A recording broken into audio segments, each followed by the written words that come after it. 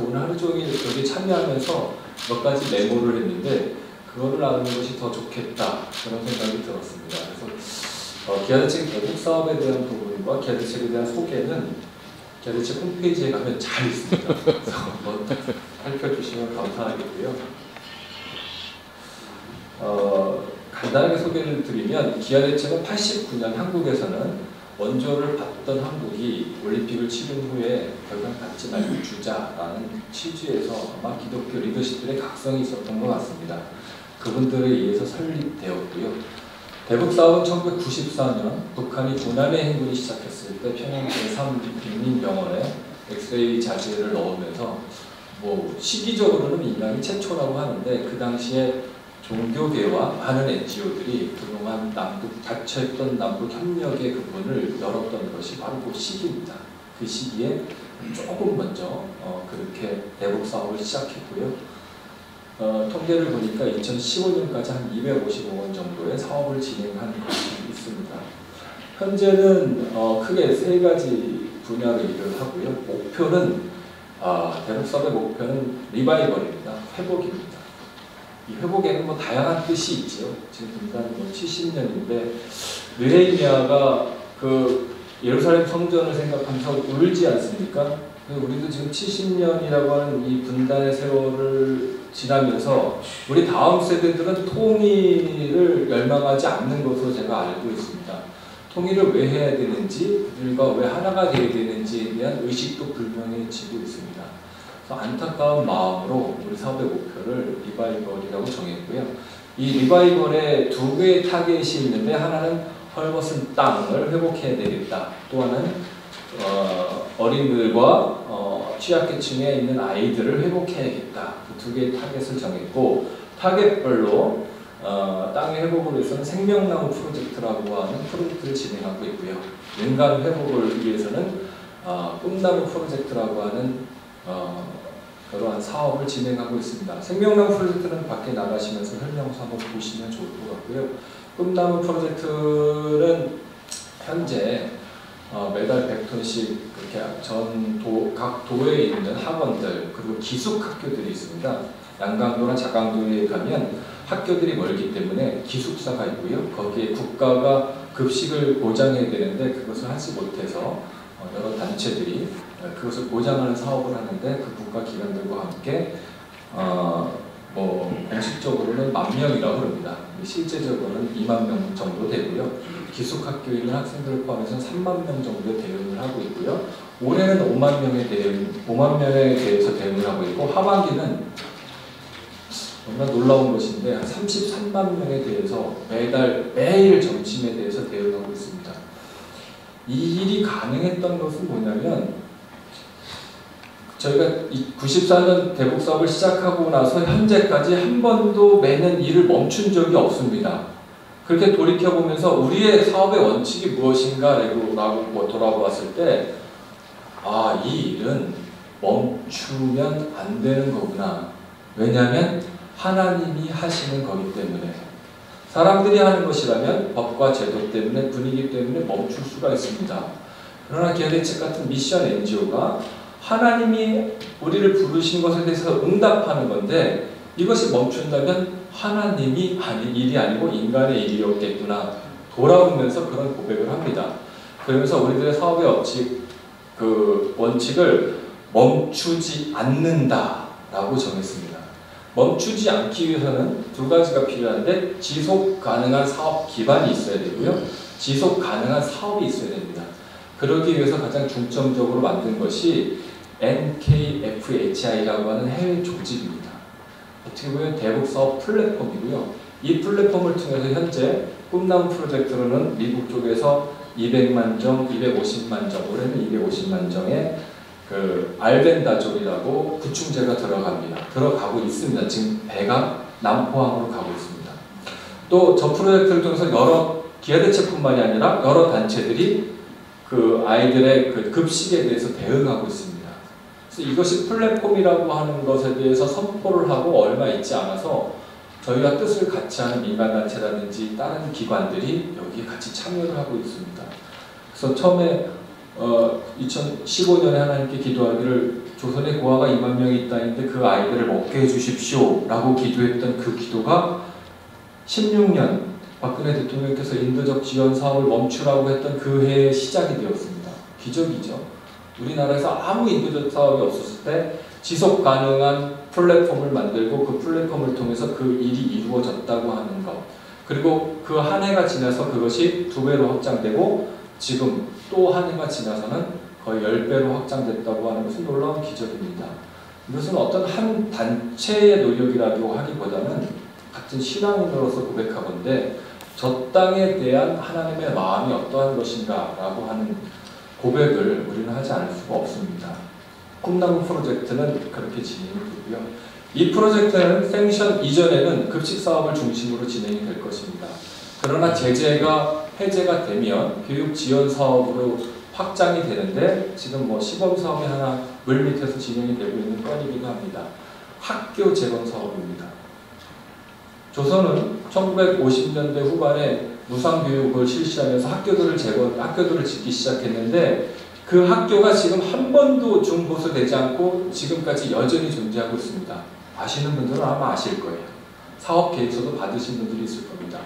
근데 이 사업계획서를 처음 받았을 때 좀 너무나 부족해서 화장실도 제대로 짓고 그리고 기증자들의 이름을 동판에 새겨서 넣고 그리고 이 사업의 효과성에 대해서 기술하고 그렇게 한번 사업계획서를 다시 만들어 보라 한 그런 사업계획서들이 오고 있고 그런 사업계획서를 아마 받으신 분들도 계실 겁니다. 정성진 목사님 아마 받으셨을 것 같아요. 그래서 그런 사업의 어떤 사업 계획과 모니터링과 이런 그 북한 내에서의 사업의 역량들 이런 것들도 같이 교류하면서 같이 업그레이드 돼가는 모습들도 지켜봤고요. 생션 이후에는 본격적으로 각 리마다 학교를 재건해 가는 것이 저희들의 목표입니다. 또 하나의 목표는 회복원이라고 있습니다. 어떻게 보면 우리의 사회복지기관인데 타겟은 장애인들입니다. 북한은 특별히 장애인들에 대한 계획은 있지만 지원은 없습니다. 이것들은 민간단체나 교계가 할 수 있는 어떤 영역입니다. 이 부분이 저희가 이제 생션 이후에 할 부분이고요. 지금 생명나무 프로젝트는 유실수를 지원하는 사업입니다. 올해 54만 그루가 들어갔고 유실수가 44만 그루가 들어갔고 만 가정에 만 그루가 들어갔습니다.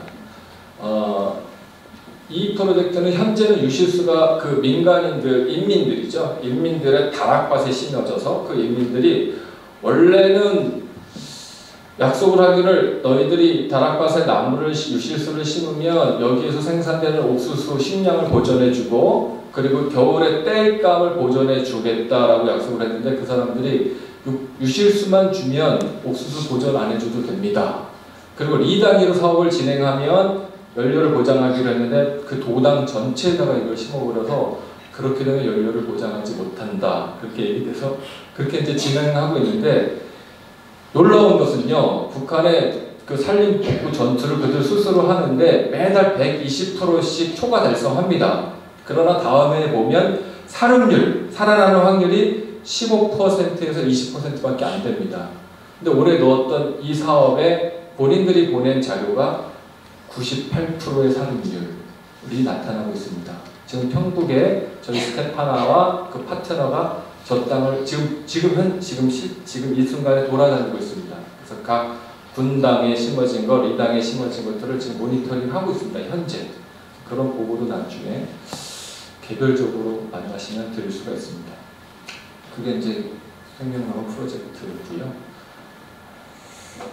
나머지 그 생명나무 프로젝트는 생션 이후에 대북제재 이후에는 어떻게 진행이 되냐면 지금은 뭐 농축산 개발, 일농목화 개발을 해야 되는데 비닐하우스 하나도 짓지 못합니다. 철분이 못 들어가고 그리고 에네르기 사업도 진행을 하려고 하는데 그것도 진행 못하고 수자원 사업도 뭐 예를 들면 나진에 있는 아까 그런 분들한테 용역을 줘서 진행을 하면 가능한데 저희가 생각하는 것은 학교를 중심으로 한 수자원 사업이기 때문에 그것도 그 대북 제재 이후에 가능한 사업들로 그렇게 사업 계획이 되어 있습니다. 저는 오늘 우리들의 사업은 여기서 마치고요. 한반도의 평화 그리고 교회와 언론의 역할이라고 하는 주제이기 때문에 아침부터 지금까지 몇 개의 메모를 했습니다. 그러면서 그것을 잠깐 나누려고 합니다. 첫 번째로는 저희 같은 미션 NGO의 가장 주된 그 고민 중에 하나가 북한의 복음을 어떻게 전할 것인가입니다. 제3세계에서는 모든 것이 미션을 중심으로 사업 계획이 이루어지는데 북한만큼은 그게 어렵습니다. 그게 이제 저의 고민입니다. 그래서 이러한 것들이 신학적으로도 해결해야 되고 사업적으로도 해결이 돼야 되는데 이거 어떻게 해야 되지? 라는 고민이 우리한테 있습니다. 지금 아까 그 북사목 단체들, 뭐 주빌 단체들 다 가신 것 같은데 우리 저랑 같이 사역하는 분들인데 그분들이 늘 얘기하는 것이 복음 통일을 얘기하세요. 성경 보내고 USB 보내면 통일이 이루어질까 과연 이제 그런 생각을 합니다.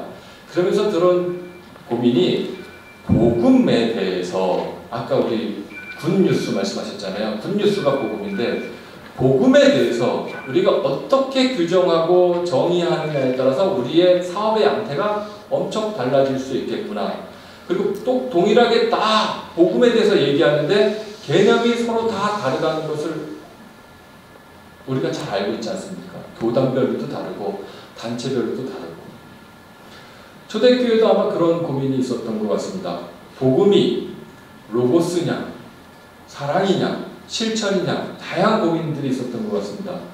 사랑의 사도라고 했던 요한 사도가 요한복음 1장 14절에서 이렇게 씁니다. 카이 로고스 사르크스. 그러니까 사람들이 그때 복음이 로고스의 형태냐 사르크스의 형태냐 말씀과 진리의 형태냐 육체와 예수라고 하는 그 인물에게 나타난 그런 모습의 형태냐 이런 고민들이 있었던 것 같습니다. 근데 요한 사도는 이렇게 정의하는 거예요. 복음에 대해서 굿뉴스에 대해서 말씀이 육신이 되었다. 초대교회의 상당한 고민이었던 것 같습니다. 복음에 대한 제 정의죠. 저는 이 정의를 따릅니다. 우리 NGO 사역에 있어서 북한 사역에 있어서 복음을 어떻게 전할 것인가 저희는 성경 못 보냅니다. USB에 못 닿습니다. NGO로서의 삶이 끝납니다. 그러면 왜냐하면 당 중앙이랑 일하기 때문에 공화국 당국이랑 일하기 때문에 그래서 우리의 복음의 형태는 사르크스입니다.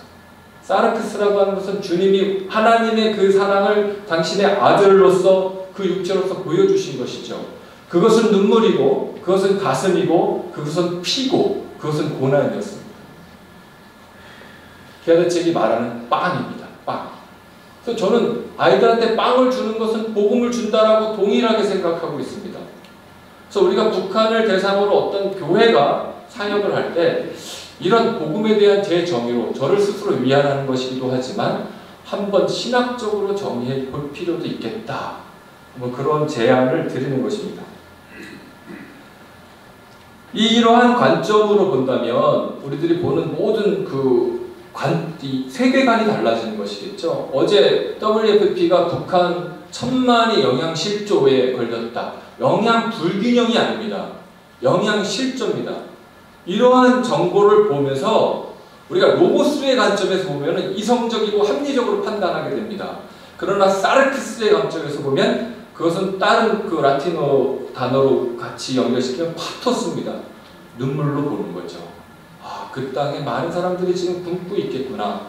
아까 이종석 전 통일부 장관님께서 보신 그 평양의 그 인민들 말고 그 이면에 일반적에 사는 인민들 중에서 장마당에서 자기의 생존을 꾸릴 수 없는 많은 어떤 계층들 그 사람들은 지금 죽어가고 있겠구나.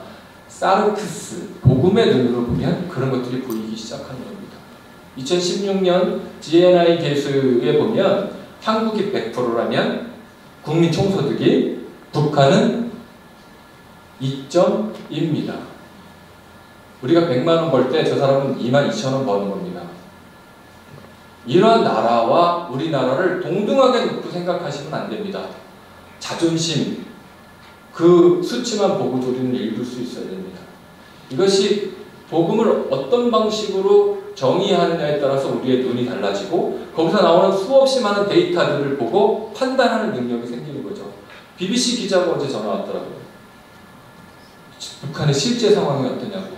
그걸 나한테 물으면 어떡하냐. 내가 그걸 어떻게 가르쳐주냐. 통계 수치들을 봐라. 거기에 이미 명백하게 나와 있지 않냐. 대북제재 2년 차입니다. 수출 수입이 안 됩니다. 절대 부족분이 80만 톤의 식량이 유입되는 게 없어요. 300만 명이 죽었다는 그 고난의 행군 때 42만 톤이 모자라가지고 30만 명, 300만 명 죽었습니다. 그럼 지금 80만 톤 모자라거든요. 그냥 수치를 보시면 아시는 거 아닙니까? 이것이 우리가 복음을 어떻게 정의하고 접근하느냐에 따라 달린 거예요. 저는 세습, 한국교회 세습, 뭐 다양한 여러 가지 지금 문제들이 있잖아요. 동성애 이런 것 때문에 눈물을 흘리지 않습니다. 하나님이 신음하는 저 백성들, 그리고 우리가 회복하지 못한 조상, 300만 명이 굶어 죽었을 때 한국교회가 침묵한 것 때문에 눈물을 흘립니다. 평화를 말하려면 우리가 화해해야 됩니다. 화해를 하려면 여러분 우리가 잘못한 것부터 회개하고 시작해야 됩니다.